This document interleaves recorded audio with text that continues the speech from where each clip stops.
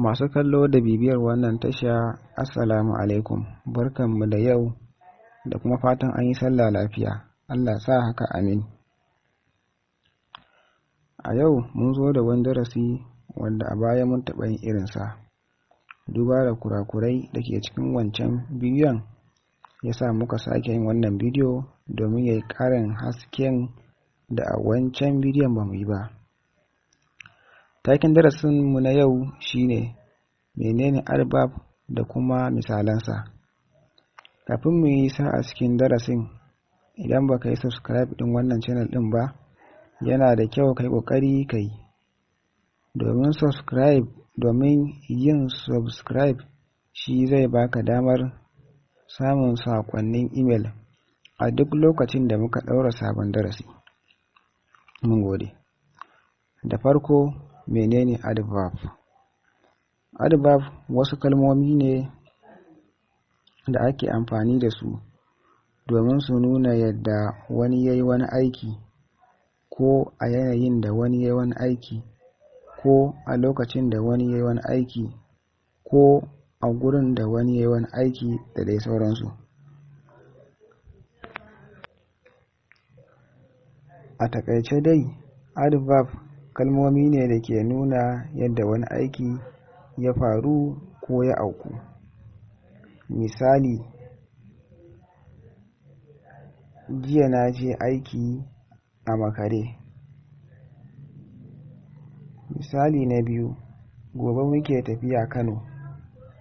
Misali na uku, Aliyu ya wuce a gaggauce. Bari mu ɗauki waɗannan misalai mu yi bayanin su tare da ciro kalmomin adverb a cikinsu. A misali na farko wanda ke cewa jiya na je aiki a makare, kalmomin jiya da kuma a makare su ne adverb domin su ke yin ƙarin haske game da lokacin da na je aiki. Kalmar jiya ta nuna cewa a jiya na je wurin aiki. Kalmar a makare kuma ta nuna cewa ban je aiki a kan lokaci ba. A misali na biyu kuma wanda ke cewa gobe muke tafiya Kano, kalmar gobe ta nuna cewa tafiyar sai nan gaba za mu yi ta. A misali na uku kuma da ke cewa Aliyu ya wuce a gaggauce, kalmar a gaggauce ita ke nuna a halin da Aliyu ya wuce.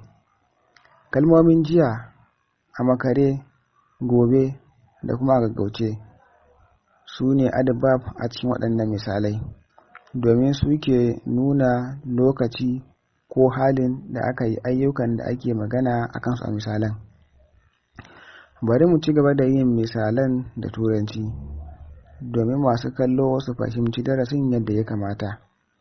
Misali, a misali na farko, she has just eaten her dinner. She has just eaten her dinner. Yanzun nan ta gama cinye tuwonta na dare.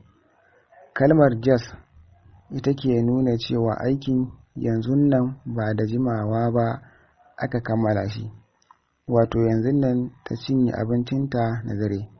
Saboda haka kalmar just ita ce adverb a nan. Domin ƙarin haske game da kalmar just, muna da bidiyo mai taken yadda ake aiki da kalmar just. Misali na biyu, he kicked the ball strongly. He kicked the ball strongly. Ya bugi ƙwallon da ƙarfi. Kalmar strongly, wato da ƙarfi, ita ke nuna hali ko yanayin da ya bugi ƙwallon, kenan ita ce adverb a nan. Misali na uku, Fatima often cooks the pasta. Fatima often cooks the pasta. Fatima na yawaita girka taliya. Fatima na yawaita girka taliya. Kalmar often, wato maimaita yin wani aiki, ita ce adverb a nan domin a nan ita ke nuna yawan maimaituwar girka taliya da Fatima ke yi.